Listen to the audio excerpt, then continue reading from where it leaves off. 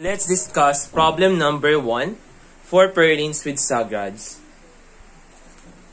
A 150 mm channel is used as a purlin for a hoe truss spaced at 4.5 meter apart. So meron daw tayong hoe truss. So yung hoe truss natin, that is, ito yan. So pag sinabi nating hoe truss, ito yan. Kapag ganyan yung hoe truss natin,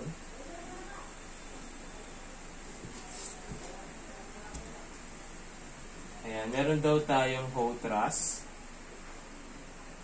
Tapos, yung spacing ng mga trusses natin na yan. So, ito kasi may mga spacing yan.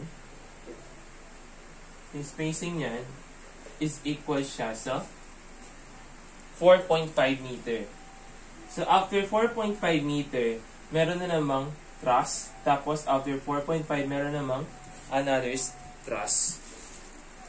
So, for having a pitch of 1:4, so meron daw siyang pitch. Kapag sinabi nating pitch, that is height all over yung length natin. Ito yung ratio niya. So, yung L natin dito is equal daw siya sa 4. And yung H naman natin is equal naman siya sa 1. So, pag sinabi natin pitch, yan. Or in other words, etong lapad ng truss natin, all over yung height niya, or yung height all over yung length ng truss natin, yun yung tinatawag nating pitch, which carries a uniform vertical load of 1,000 Newton per meter and a uniform wind load of 1,170 Newton per meter acting normal to the roof surface. So, meron tayong mga given loads. So, una is yung vertical load natin. Sabihin natin that is yung dead load natin, which is equal to 1,000 Newton per meter.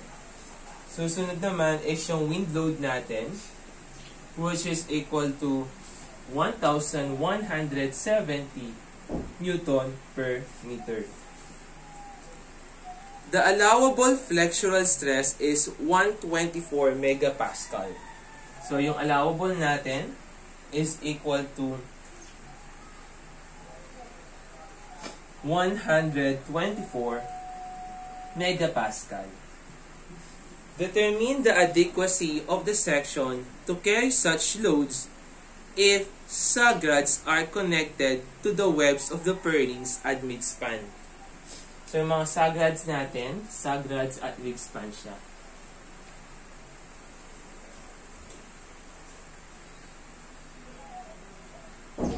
So, siyempre, meron tayong mga purlins dito.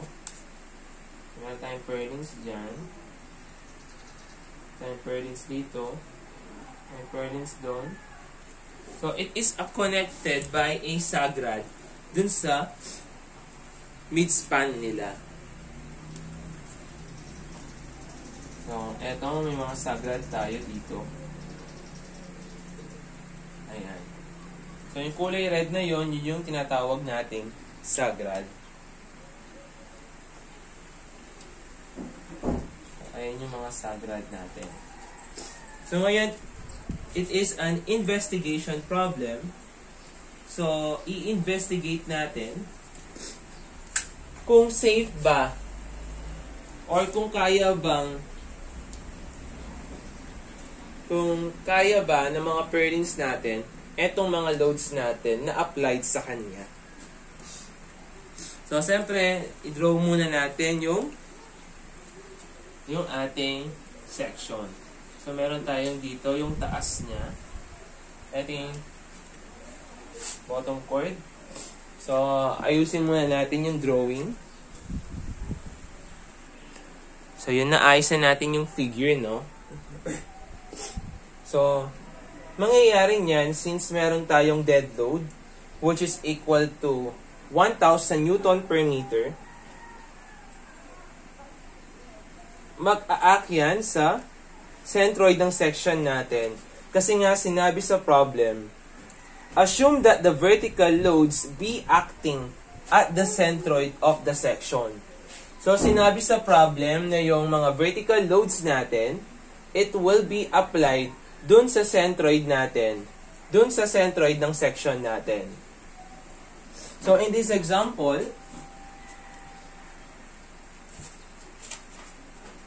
so yung X bar natin dito, ito yan. So, it is located dito. Ito yung tinatawag natin X bar. Wherein yung X bar natin is equal to 12.8 mm. Since sinabi, no, sabihin natin yung DL natin, that is equal siya sa W. So, yung W natin, mag-a-act yan dito sa centroid. Dito sa centroid ng purlin natin. Meron tayong W dito. Siyempre, ang gagawin natin is madi-divide dyan sa dalawa yung WY o yung W natin na tangential at saka yung WX natin o yung W na normal naman. So, para makuha natin yung mga yan, kailangan nating malaman yung value ng theta natin with respect sa y-axis ng purlin natin. So, kailangan nating malaman yung value ng theta. Wherein yung theta natin, ito yung angle of inclination ng purlin natin. Ng angle of inclination natin dito. So, para mahanap natin yan, since 1:4 siya, siyempre hahatiin mo, magkakaroon ka dito ng 2. So, makukuha mo na yung value ng theta natin in terms of tangent function. So, lagay lang natin. Tangent theta is equals to opposite, which is equal to 1, all over adjacent, which is equal to 2. So, you will have a value of theta, which is equal to 26.565 degrees. Kapag nakuha na natin yung degree, so makukuha na natin yung component ng vertical load natin na W. So, let's solve. Kunin muna natin yung value ng WX natin. WX is equal to 1,000 cosine, since with respect sa y-axis yung theta natin, cosine 26.565.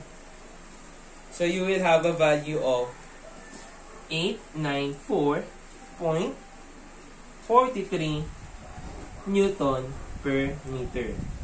So, sunod naman, etong tangential natin na W sub y. So, we have 1,000 sine 26.565. So, you will have 447.21 Newton per meter.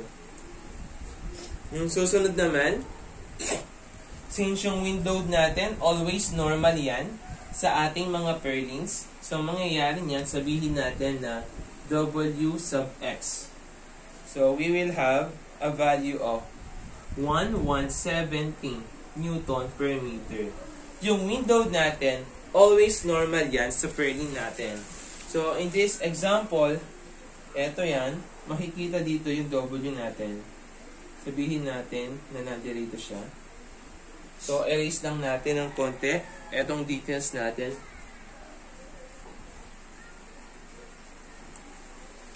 So, meron tayong W dito na acting. So, write natin yung mga given.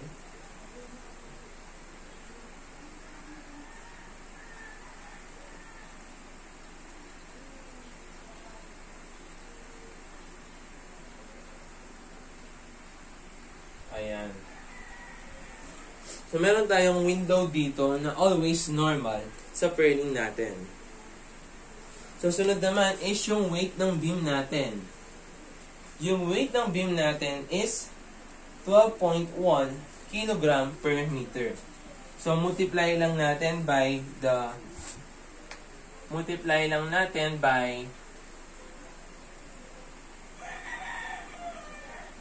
gravity, magiging Newton per meter yan.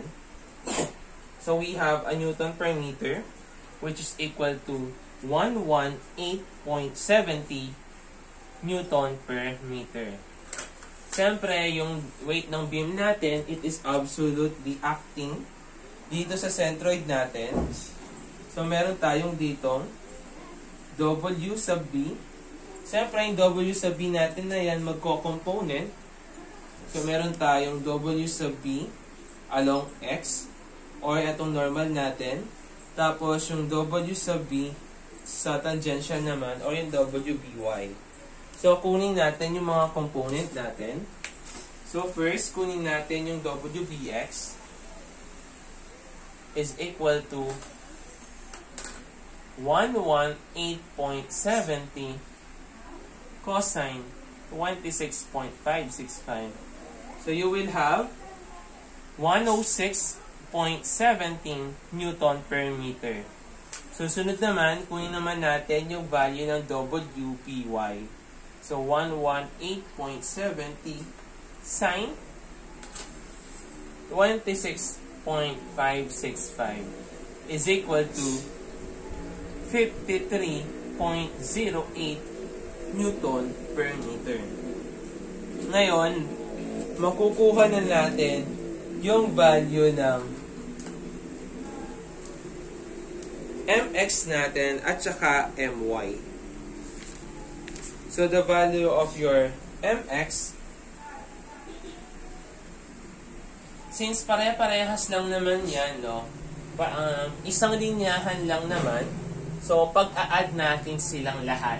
Pero, if yung W natin or yung vertical load natin sa dead load, hindi siya acting dito sa centroid, so another case yun. Pero usually, nag-a-act naman talaga dito yung mga centroid. Yung nag-a-act naman dito along X, yung vertical load natin, kahit na hindi siya naka-apply dun sa centroid natin. So, pag-add lang natin yung may mga X natin. So, meron tayo dito 894.3 plus sunod etong 1170 plus etong weight natin sa beam na 106.17. So, that will become our W. Yung L natin, yun yung 4.5 squared over natin by 8. Makukuha natin yung value ng mx natin, which is equal to 5494.33 Newton meter. Next, kunin naman natin yung value ng m sub y natin. So, we will have a value of m sub y, which is equal to, since parehas lang naman sila, no? Iisang direction lang naman. So, pag-add na natin silang dalawa. So, we have a value of wy, which is 447.21 plus yung wby na 53.08. Yung L natin is 4.5 squared all over 8. So, you will have a value of m sub y, which is equal to 316.59 Newton meters. Meron na tayong value ng mga moment. So, para ma-check natin kung adequate yung section natin, meron tayong given dito na allowable bending stress. So, kunin natin yung actual bending stress. Actual bending stress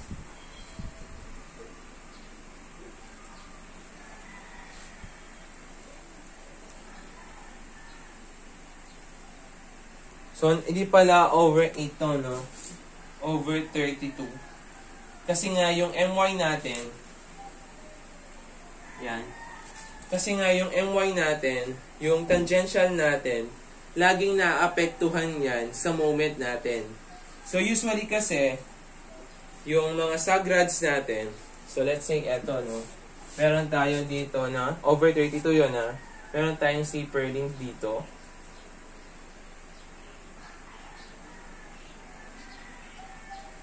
Ayan. So, meron tayo ditong, so, eto yung normal natin. Kung nakatayo yung Purlin natin. So, kung nakatayo yan, eto yung X bar natin. So, kapag nakahiga naman siya, no, wherein, eto naman, kapag kino-consider natin yung nakahiga siya, yun yung tangential natin. So, nag-iiba yung mga natin sa Purlin kapag sa tangential. Kasi nga, merong nakakonect dyan na sagrad. So, for this example, meron tayong sagrad dito.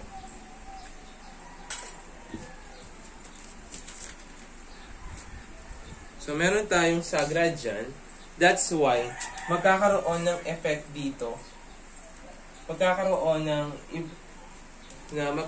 ng pagkakaiba dun sa moment natin. Kasi nagkaroon na tayo dito ng sagrad. So, yung maximum moment natin sa tangential, ito kasi tangential component to, no? Kasi yung y natin is tangential component. Yung x natin, yun yung tawag nating normal component. Kapag kumukuha tayo ng maximum moment sa normal component, laging WL squared over 8. Pero kapag sa tangential component, nag-iiba siya. Depende kung sagrads at midspan or sagrads at middle thirds. So, since it is sagrads at midspan, ito yung formula for the maximum moment along the tangential. The WL squared over 32.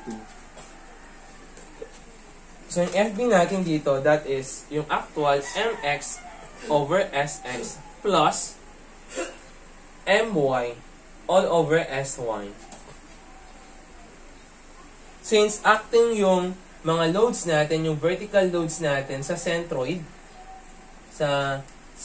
ng Purlin natin, so 100%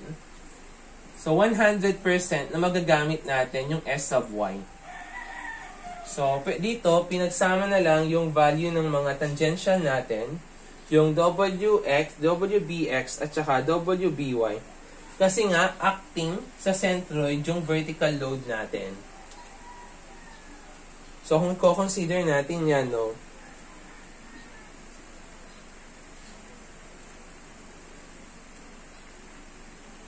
so, yung SX natin dito, wala tayong problema, FB. So, yung MX natin, yung nakuha natin na 5494.33 times 10 raised to 3 para maging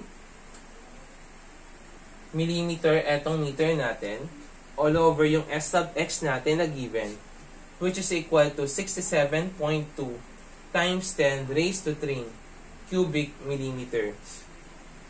Or kahit hindi na natin isulat. Next naman is yung MY natin. Sa MY natin, wala tayong problema. Kasi, given lang naman yan, yung nasolve natin, 316.59 times 10 raised to 3 all over yung SY natin. Since meron tayong given na IY, I bar Y, pwede nating makuha yung value ng SY natin. Where SY is equal to IY all over yung centroid natin. Since eto normal component, no? Tapos, eto naman tangential component. Yung x natin sa tangential, nandirito yan. So, yung x bar natin, nandirito. So, kung aayusin natin yung figure natin, no? So, since tangential yung kinoconsider natin, ihiga natin siya. And yung x bar natin, no? Kung ihiga natin yan, So, kung horizontal dati yung x-bar natin, ngayon yung location niya magiging vertical. So, eto nyan, magiging vertical, wherein yung C natin o yung x-bar natin is equal siya sa 12.8 mm. Since yung ano natin is simply supported, ina-assume natin na simply supported. So, yung simply supported, yung ano niya is, so meron, sabihin natin meron tayong simply supported beam. Ayan.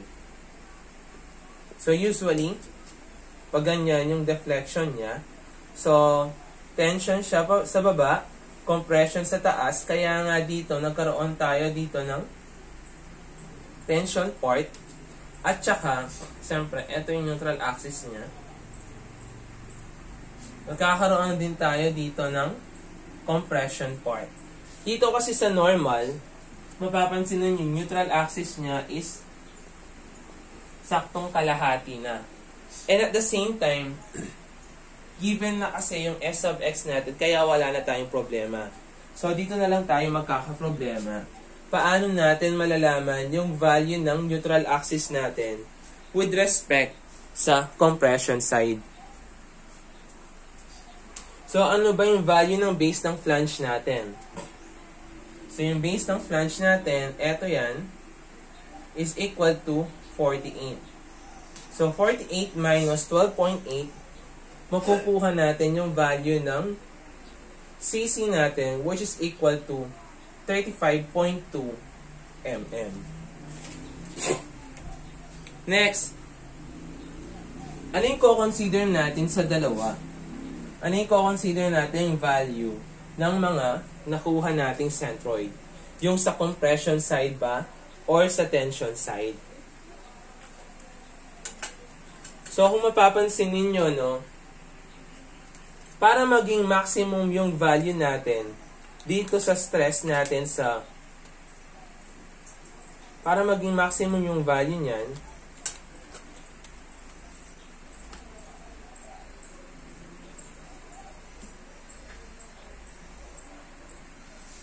so, kailangan nating pumili kung ano yung gagamitin natin sa dalawa.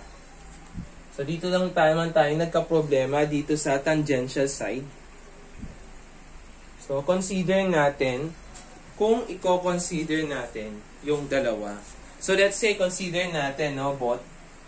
So, let's consider both cases. So, unahin muna natin yung value ng 35.2. So, we have a value of IY which is equal to 0.273 times 10 raised to 6 all over. Nahin natin yung 35.2 sa compression. So, you will have a value of FB, which is equal to 122.58 megapascal, which is, eto naman, less than siya dito sa allowable natin na 124 megapascal.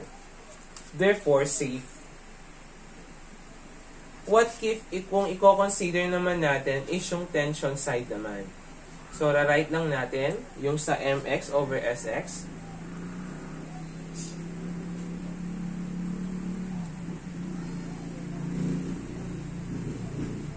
Plus, etong 316.59 times 10 raised to 3 all over 0.273 times 10 raised to 6 all over yung C sub T natin, which is equal to 12.8. So, you will have a value of FB, which is equal to 96.16 megapascal. So, kung pagko-compare yung dalawa, diba? Kung pagko-compare sila, mas nag-govern etong part na to. Etong 122.58. Mas nag-govern siya. Kasi nga close enough siya dito sa allowable bending stress natin. Wherein kaya naman pala niya along dito sa compression side natin. So, therefore, since safe naman siya both side, so, therefore, masasabi natin na adequate yung section natin or sapat yung section natin.